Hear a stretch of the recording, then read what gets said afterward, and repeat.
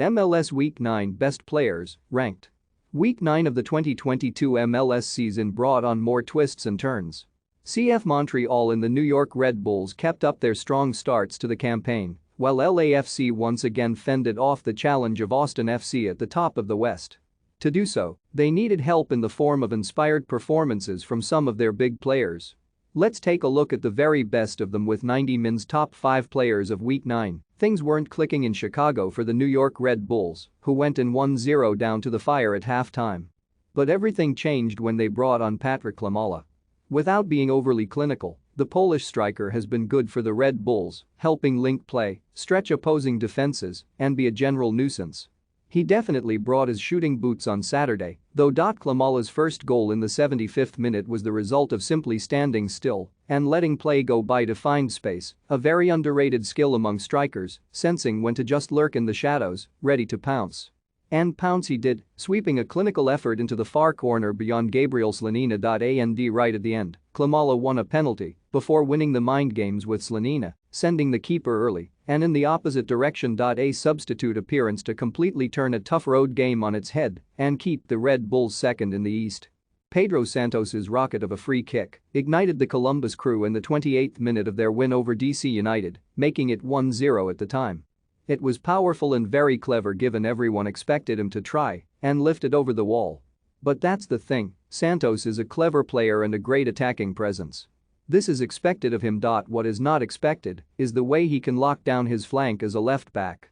On Saturday, the Portuguese star made a hugely impressive 7 tackles, 7 recoveries, 4 clearances, 1 interception, and 1 goal line clearance as DC United kicked, banged, and smashed at the door, but couldn't get in. Week 9 was definitely one for full backs. While Pedro Santos was keeping things locked up in Columbus, Ruin was causing havoc in Orlando against Charlotte FC. The Brazilian charged in at the back post to fire home Benji Michel's ball across the box in the 16th minute, with a little help from Robin Jansen's flick, making it 1-0 and quickly giving the hosts the initiative. Ruin then turned provider just after halftime, tearing forward on the break from a Charlotte free kick and getting all the way into the box before squaring for Facundo Torres. Raw pace and brilliant composure from Ruin to make the right choice at the end.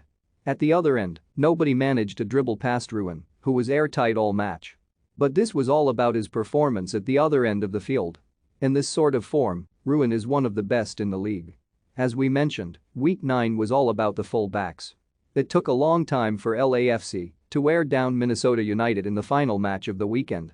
And before they managed to get ahead, the Loons might well have grabbed a goal or two themselves. But Diego Palacios played a critical part in a huge rearguard effort.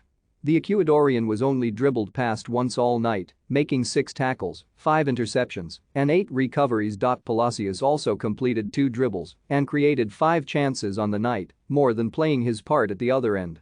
Not every ball he delivered was as accurate as he'd like, but he made the last one count, finding Jose Cifuentes to make it 2-0 right at the end. A strong and energetic performance from LAFC's left back, who took no prisoners. Okay, turns out Week 9 was just one for defenders overall. And more specifically, defenders doing bits at the other end of the field.